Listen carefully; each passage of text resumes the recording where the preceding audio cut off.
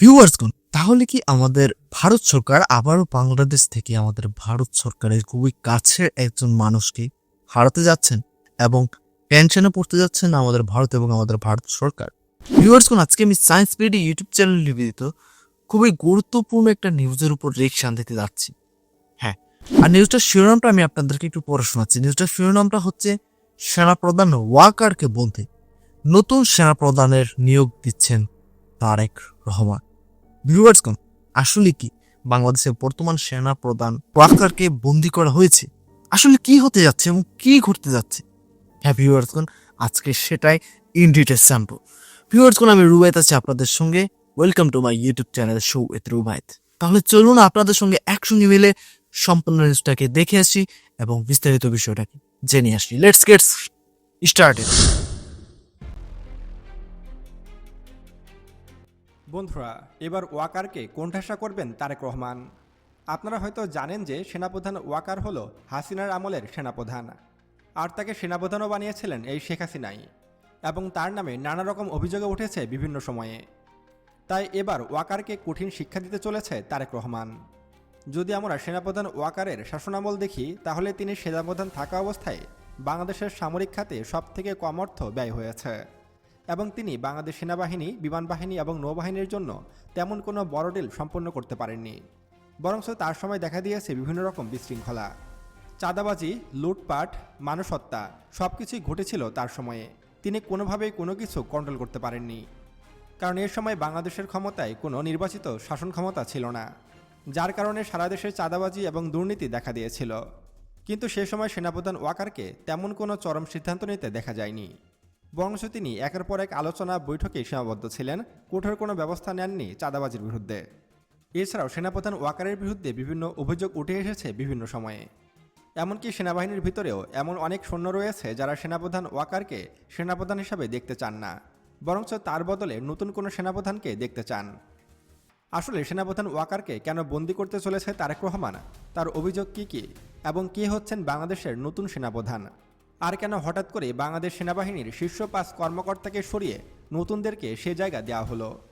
বর্তমানে বাংলাদেশ সেনাবাহিনীর অভ্যন্তরে কী ঘটছে সেসব কালো সত্য তুলে ধরব আপনাদের সামনে, যেসব সম্পর্কে শুনলে আপনার গাও শিরে উঠবে।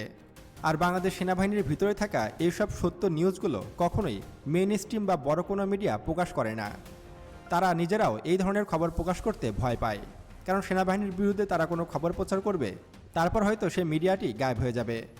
কিন্তু আমরা সাহস করে সেনাবাহিনীর ভিতরে সেসব গোপন তথ্য আপনাদের সামনে তুলে ধরব। তাই ভিডিওটি মনোযোগ সহকারে না টেনে একদম শেষ পর্যন্ত দেখতে থাকুন, কারণ এই ভিডিওতে আমি এমন কিছু সত্য তুলে ধরেছি যা আপনি এর আগে কখনোই শোনেননি। তো চলুন শুরু করা যাক।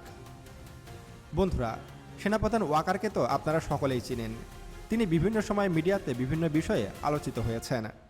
বিশেষ করে 5ই আগস্টে যখন শেখ হাসিনার পতন ঘটে যায়, তখন কিন্তু তিনিই দেশের হাল ধরেন এবং নতুন প্রধান উপদেষ্টা ডক্টর মোহাম্মদ ইউনূসকে ক্ষমতায় বসান। সেনাপ্রধান ওয়াকারের সময়ে কিন্তু সারা দেশ সবথেকে বেশি অশান্ত ছিল। সারা দেশব্যাপী লুটপাট করা, ঘরবাড়ি পোড়ানো, জ্বালাও পোড়াও থেকে শুরু করে বিভিন্ন অসামাজিক কাজকর্ম, মাদক থেকে শুরু করে চাঁদাবাজি, রাহাজানি সবকিছুই ছিল তার সময়ে। কারণ তার সময়ে গত 1.5 বছর বাংলাদেশে নির্বাচিত কোনো সরকার ছিল না, ফলে সারা দেশব্যাপী দুর্নীতি ব্যাপক হারে বেড়ে গিয়েছিল।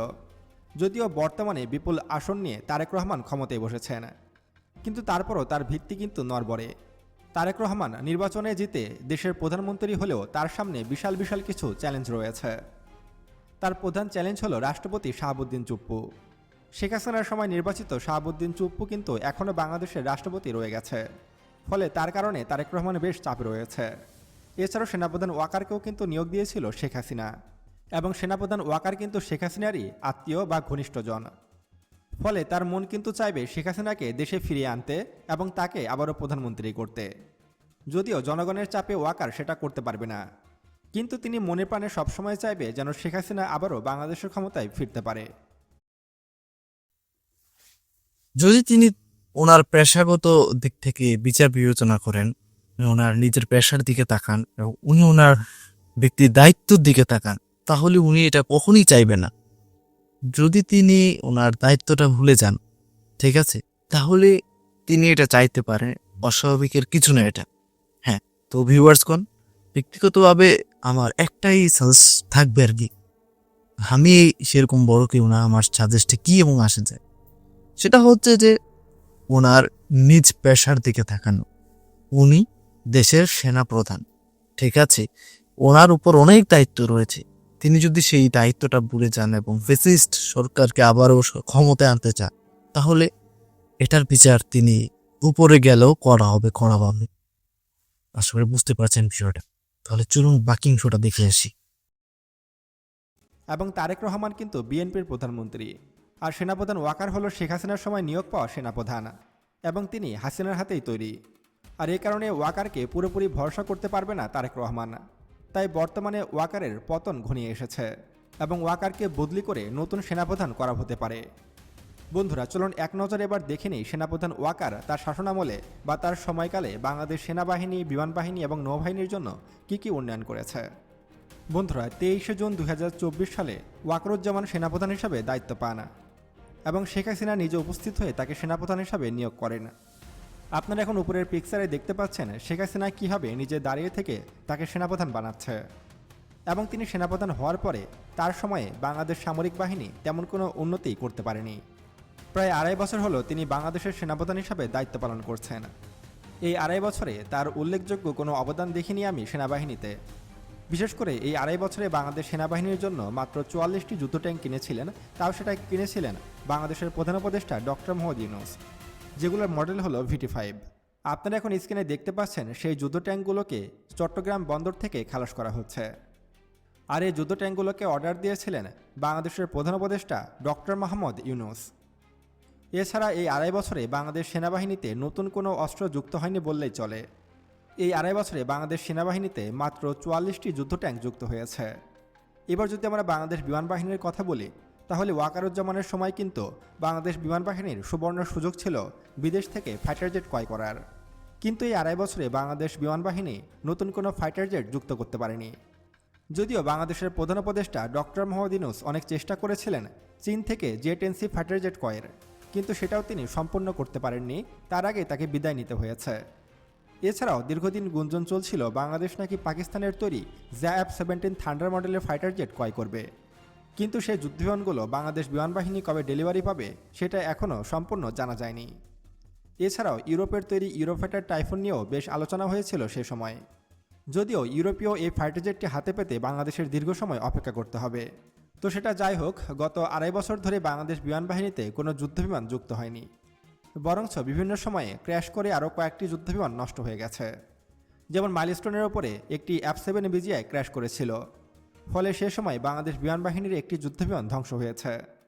এবার যদি আমরা বাংলাদেশ নৌবাহিনীর কথা বলি, তাহলে গত 2.5 বছরে বাংলাদেশ নৌবাহিনীতে কোনো অস্ত্রশস্ত্রই যুক্ত হয়নি। না যুক্ত হয়েছে আধুনিক কোনো যুদ্ধজাহাজ, না যুক্ত হয়েছে কোনো উন্নত সাবমেরিন। গত 2.5 বছরে বাংলাদেশ নৌবাহিনীতে তেমন কোনো উন্নত যুদ্ধজাহাজ যুক্ত হয়নি। এবার যদি আমরা বাংলাদেশের সামরিক বাজেটের কথা বলি, তাহলে শেখ হাসিনার সময় অর্থাৎ 2024 সালে বাংলাদেশের সামরিক বাজেট ছিল 4.5 বিলিয়ন মার্কিন ডলার। সেখানে এবছর বাংলাদেশের বাজেট করা হয়েছে 3 বিলিয়নের একটু বেশি, অর্থাৎ বাংলাদেশের সামরিক বাজেট প্রায় $1 বিলিয়ন কমে ফেলা হয়েছে তার সময়ে। অর্থাৎ আমরা যদি এক কথায় বলি, সেনাপ্রধান ওয়াকারুজ্জামানের সময়ে বাংলাদেশ সবথেকে সংকটময় অবস্থানের মধ্য দিয়ে গিয়েছে। শেখ হাসিনার পতন, অন্তর্বর্তীকালীন সরকার গঠন এবং ইলেকশন সব কিছু মিলিয়ে তার সময়ে সেনাবাহিনীর উপরে ব্যাপক চাপ গিয়েছে। যদিও ওয়াকারুজ্জামান কঠোর হস্তে সেগুলো দমন করার চেষ্টা করেছে, কিন্তু তার একার পক্ষে সেগুলো করা সম্ভব হয়নি। তবে বর্তমানে সেনাপ্রধান ওয়াকারুজ্জামানকে নিয়ে ব্যাপক আলোচনা সমালোচনা হচ্ছে, কারণ তাকে নিয়োগ দিয়েছিলেন শেখ হাসিনা নিজে উপস্থিত থেকে, ফলে তাকে অনেকে শেখ হাসিনার দালালও বলে থাকে। তাই বর্তমানে অনেকেই চাইছে যাতে সেনাপ্রধান ওয়াকারকে সরিয়ে নতুন সেনাপ্রধান নিয়োগ দেওয়া হয়। ইতোমধ্যেই বাংলাদেশের নতুন সেনাপ্রধান কী হবে তা নিয়ে ব্যাপক আলোচনা ও গুঞ্জন শুরু হয়ে গিয়েছে সেনাবাহিনীর মধ্যে। তবে এখনও পর্যন্ত বাংলাদেশের নতুন সেনাপ্রধান কে হবে সেটা নিয়ে কোনো বিস্তারিত তথ্য জানা যায়নি। বন্ধুরা, গত 2.5 বছরে সেনাপ্রধান ওয়াকারুজ্জামান আসলেই ব্যর্থ নাকি সফল, এই বিষয়ে আপনার মতামত কী তা অবশ্যই আমাদেরকে কমেন্ট করে জানাবেন। এবং তারেক রহমান প্রধানমন্ত্রী হিসেবে শপথ নেওয়ার পর থেকে কেন মার্কিন যুক্তরাষ্ট্র বাংলাদেশকে F-16 যুদ্ধবিমান দিতে চাইছে সে সম্পর্কে বিস্তারিত জানতে আমাদের এই ভিডিওটিতে ক্লিক করতে পারেন। এবং আরও এমন ভিডিও পেতে এখনই আমাদের চ্যানেল সায়েন্স বিডিকে সাবস্ক্রাইব করুন এবং পাশে আসা বেল বাটনে ক্লিক করুন। তো দেখা হচ্ছে পরবর্তী ভিডিওতে। ততক্ষণ পর্যন্ত সুস্থ থাকবেন, ভালো থাকবেন। আল্লাহ হাফেজ। তো ভিউয়ার্স কোন সম্পূর্ণ ভিডিওটা তো আপনারা দেখতেই পেলেন। আশা করি আপনারা বিস্তারিত সবকিছুই বুঝতে পেরেছেন এবং জানতে পেরেছেন। তো ভিউয়ার্স কোন এতক্ষণ পর্যন্ত আপনারা যে বিষয়টা দেখলেন, আসলে আমি এই সম্পূর্ণ ভিডিওটা দেখার পরে যে বিষয়টা বুঝলাম যে বাংলাদেশের মানুষের মনের মধ্যে প্রশ্ন জাগছে যে ওয়াকরুজ্জামান তো শেখ হাসিনার আমলের সেনাপ্রধান, তো এবং তিনি শেখ হাসিনার আত্মীয়, তো সব মিলিয়ে এখানে মারপেস থাকতেই পারে। ভিডিওটা দেখে যেটা বুঝলাম যে বাংলাদেশের মানুষের মনে এখন এই কথাটা উঠছে তারেক রহমান ক্ষমতায় আসার পর থেকে।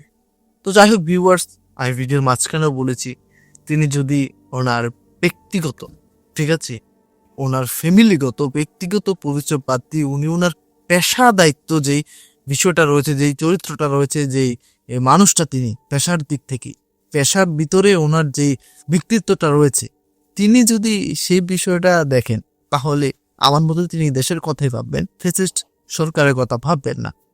এবং তিনি যদি মন থেকে দেশের কথা ভাবেন তাহলে অবশ্যই ওনাকে সেনাপ্রধান হিসেবে রাখা ভালো হবে।